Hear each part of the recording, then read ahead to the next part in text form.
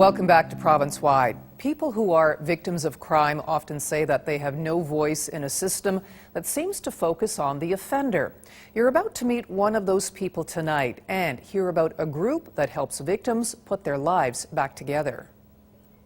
Isaac Bain and his mother Wendy are dropping by the Brantford Police Headquarters. They're visiting the offices of Victim Services. Hi, Penny. Wendy. Almost every Ontario police department has one, although Wendy had never even heard of them until two volunteers knocked on her door a fateful day 6 years ago. They were sent to me just to keep me whole, keep me complete, keep me from falling apart. And that's exactly what they did.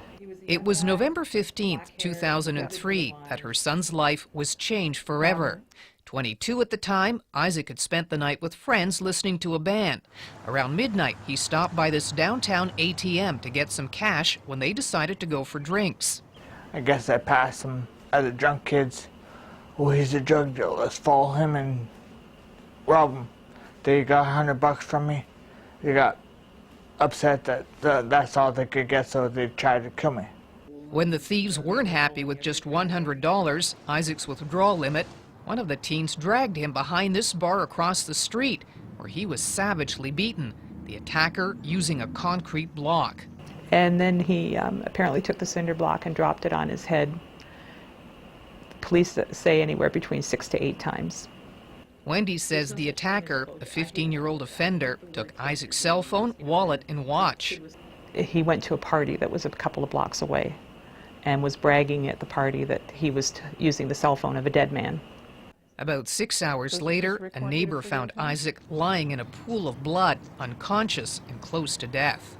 By 4 o'clock, the police were calling us and showed up at our front door and said, "We have a John Doe who's in critical condition in the Hamilton General Intensive Care, and we have reason to believe that it might be your son, Isaac." Clinging to life, every bone in Isaac's face was broken.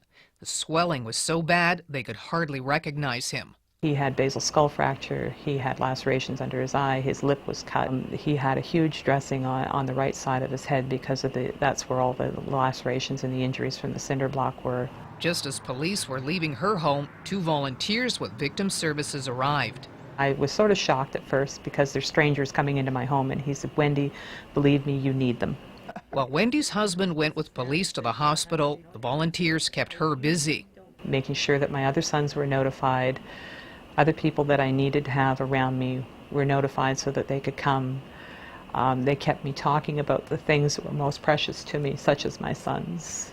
Penny McVicker heads the Victim Services branch in Brantford, where the program was first piloted 23 years ago. The more help you get in that immediate aftermath, the greater your healing is going to be, and the better able you're going to be able to cope with what's happened to you. An army of 10,000 volunteers across the province are part of this organization, always ready to offer support. Listening, a lot of listening. Victims need to talk about what's happened to them. They need to talk about their story. That's part of the healing process, is just being able to talk about what's happened. Wendy says she appreciated the help she got, but as an ICU nurse, she knew full well what her son was facing. The doctor told them a main membrane in Isaac's brain was severely damaged. And that's the membrane that allows communication between the two halves of the brain. So they said he's probably going to be a vegetable. Over the next 5 weeks, Isaac's 3 older brothers, his parents and friends held vigil by his hospital bed while he slowly grew stronger. By late December, he came out of his coma. It happened one day when his dad cracked a joke. And he started to laugh and he smiled, and the nurse goes, "Oh my God, he's awake." And so my wife, really ecstatic, and my wife leans over and he kissed her, and that just brought us to tears. And he's our miracle kid. God gave him back to us just before Christmas.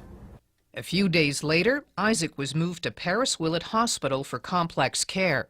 And then in February, he entered Hamilton's acquired brain injury program, where he faced months of rehabilitation.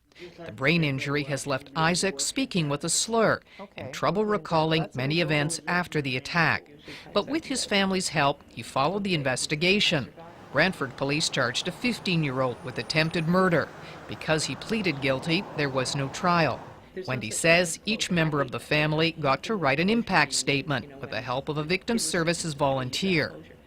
But I truly believe it was the quality of those impact statements that he helped us write that affected the sentence. that the young person got, because he did get the maximum that the Youth Criminal Justice Act allows. The young offender received a 3-year sentence, which hardly seems fair to Izaak. Yeah, he took my whole life away. He gets 3 years in jail. I have to spend the rest of my life rebuilding a new life. That's unfair. Wendy and Izaak now speak publicly about the ordeal. Izaak is never without his button a friend gave him. The Bain family hopes their story will help other victims of crime. For us to do something like this is very unusual, and it's still very hard. But I think the community needs to know not only are victim services out there to help, but they're an integral resource that the police department has. Now, Izaak and his mother recently received the Ontario Network of Victim Services Providers Award for outstanding service to victims of crime. And in the coming weeks, you're going to see an ad campaign on TV promoting the work of victim services.